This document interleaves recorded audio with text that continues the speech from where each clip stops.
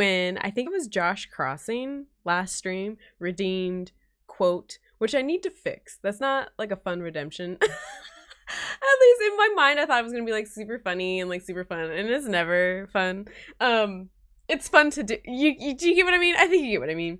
And I picked up this book, Skinny Dip, and yes, and we read a line. It wasn't funny, but then I read the back of the book, and we were all like, "This actually kind of sounds pretty funny." And then we decided, how fun would it be if I read it, and then I told y'all what was going on. So I started that, and I've been annotating it, and I'm on page 18.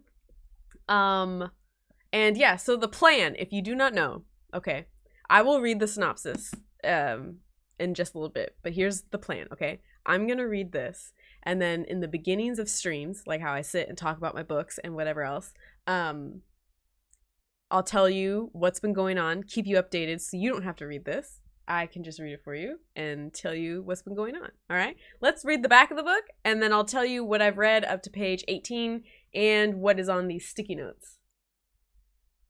Oh, okay. I remember once I read this right before bed, like past midnight. So I didn't remember what I remembered what I read, but not what I wrote on the sticky notes. I'm excited. Okay. Marine biologist Chaz Perrone can't tell a seahorse from a sawhorse. And when he throws his beautiful wife, Joey, off a cruise liner, he really should know better. An expert swimmer, Joey makes her way to a floating bale of Jamaican pot, and then to an island inhabited by an ex-cop named Mick Stranahan, whose ex-wives include 5 waitresses and a TV producer. Interesting information. Now Joey wants to get revenge on Chaz, and Mick is happy to help her. But in swampy South Florida, separating lies from truths and stupidity from brilliance isn't easy, especially when you're after a guy like Chaz, who's bad at murder, great at fraud, and just terrible at being caught. That's the synopsis. Shall we begin? Chapter 1 starts with Joey, the wife, falling from the boat into the water.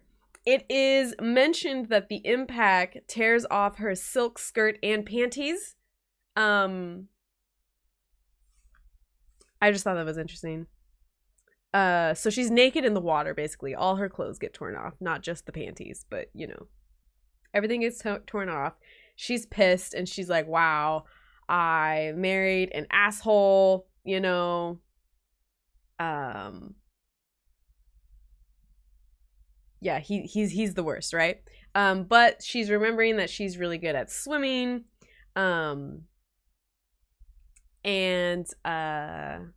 So she's, you know, kind of treading water and kind of thinking, like, what got me to this point? One, her and her husband are having, like, tons of marital issues. They went on this cruise, she thought, to, like, reignite their romance, but he's not wanting to spend any time near her, right? She thought, let me just go fuck around with, like, a pool boy. And then thought, no, I won't do that. But she's pretty convinced that, like, her husband has been sleeping around the cruise, right? And then she gets thrown off, right?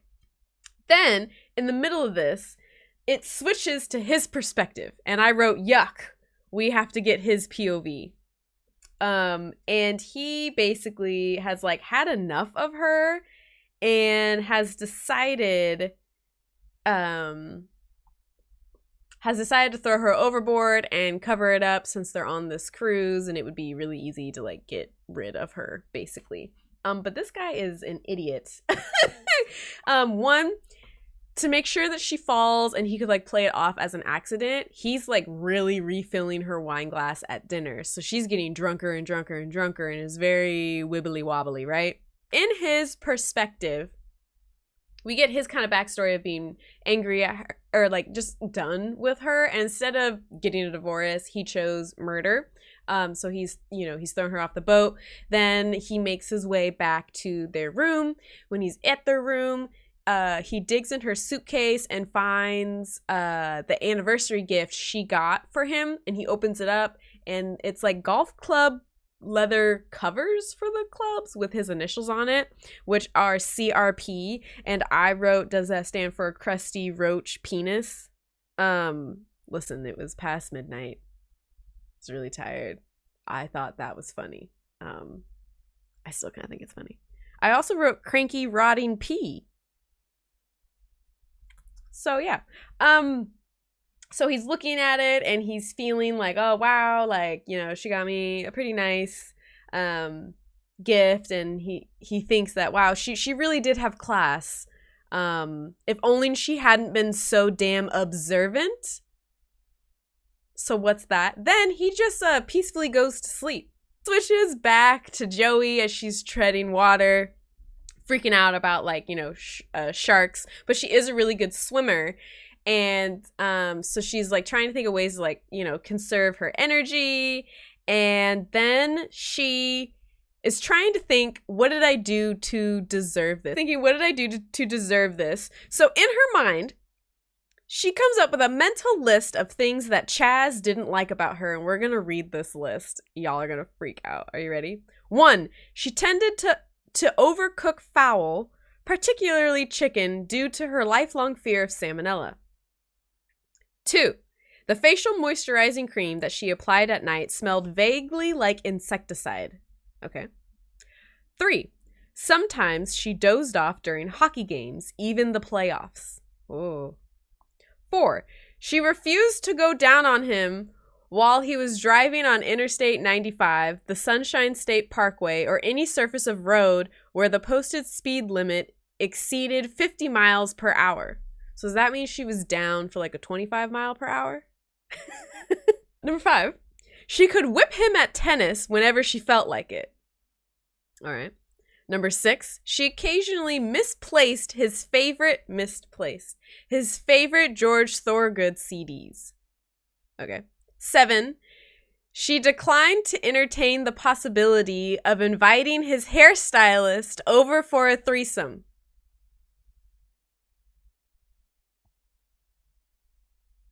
8, she belonged to a weekly book club.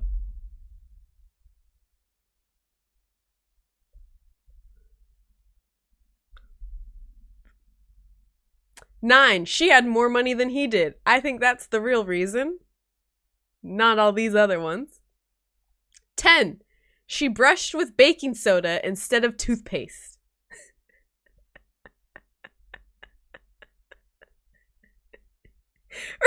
Right?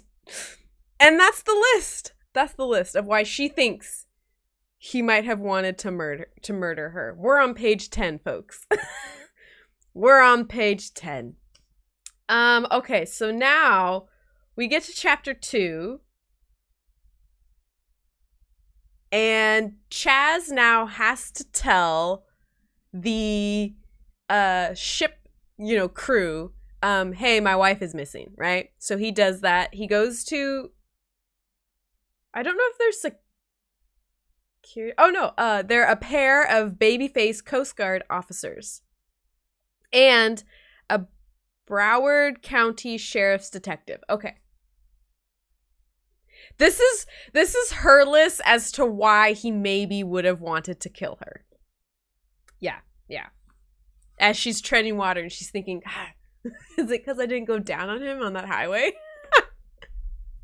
Okay, so now he's with the officials. He's like, oh my God, my wife is missing. And they're like, where'd you last see her? And he goes, I don't know, she took like a bottle of wine and then she went out to gaze at the moon on the deck. And they're like, okay, interesting. And you didn't go with her? You didn't go with her? And he's like, no, I must have like fallen asleep. You know, I was really tired. This was like, does he give a time? 3:30 in the morning, he says.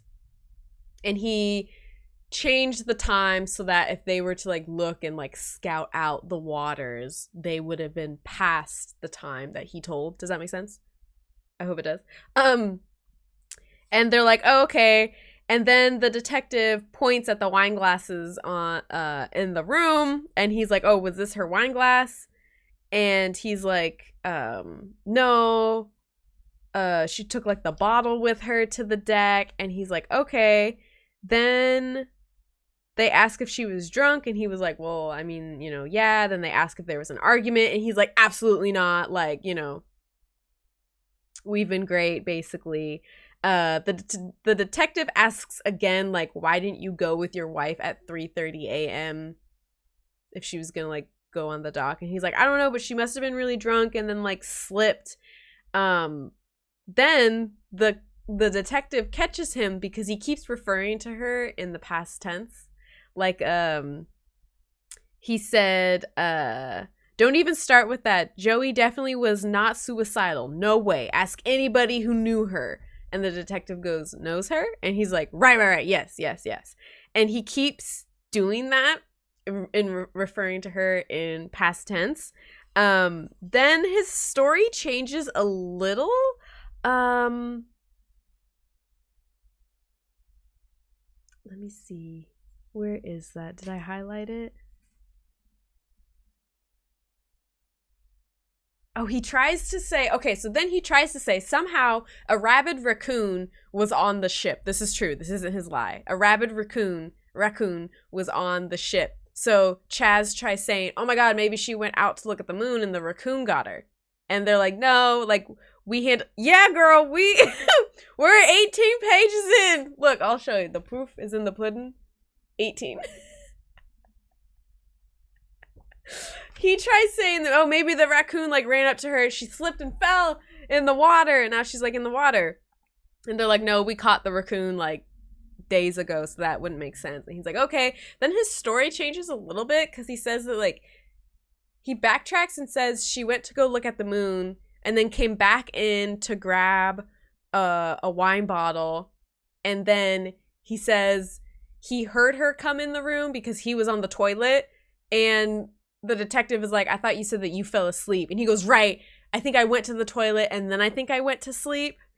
And it's just like it's not looking good for Chaz, which is, if we remember from the synopsis, it says, who's bad at murder, great at fraud, and just terrible at getting caught.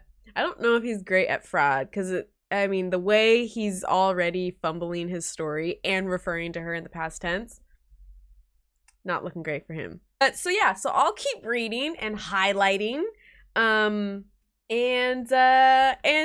who knows how this is gonna go, you know.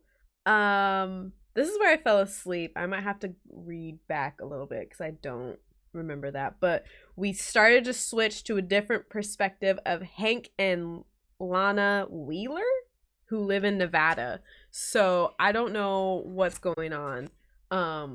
But I'm excited.